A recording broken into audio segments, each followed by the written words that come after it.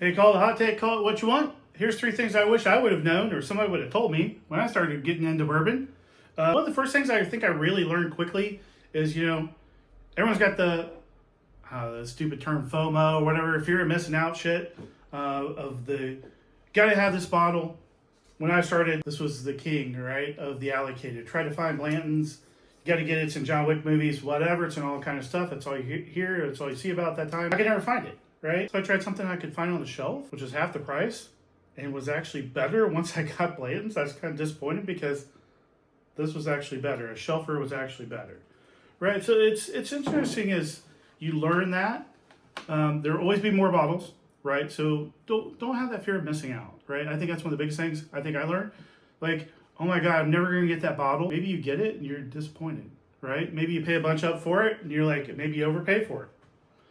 Thankfully, I'm in Ohio. It's a control state. So it's very controlled at MSRP.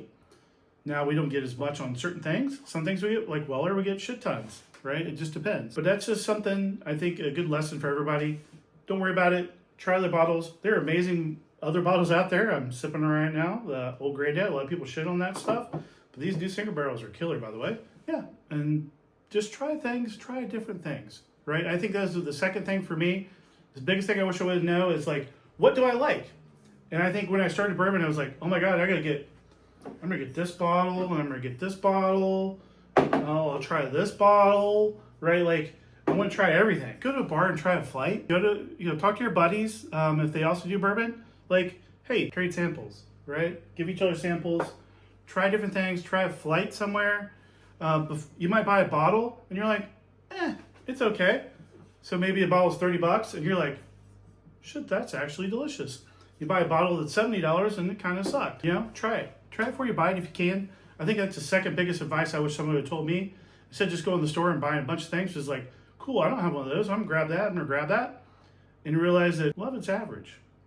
And I think number 3 for me is like, find, along that same line of number 2, find what you like, is find who makes it stuff you like. So if you're like, boy, I really like Knob Creek. I really like Old Granddad, I like Jim Beam. Well, that's all Jim Beam products, right? Kind of the same thing, kind of got a little peanutty vibe, a little same kind of toffee vibe to a lot of it, a little peanut brittle. Maybe you like Heaven Hill products, right? Evan Williams, Elijah Craig, all the Heaven Hill line, Larceny, right? There's a lot of different things. So kind of find what you like. And then as you go back to the bar pours, trying different things, you're like, oh, I like wheats. I like wheated whiskeys. Okay. Well, let me try Larceny. Let me try Penelope wheated, right? You try some different things and then kind of go down that path of what you like and exploring that. Instead of just chasing the rare allocated bottle that sometimes is kind of disappointing once you find it. Let me know your thoughts in the comments. See you next time.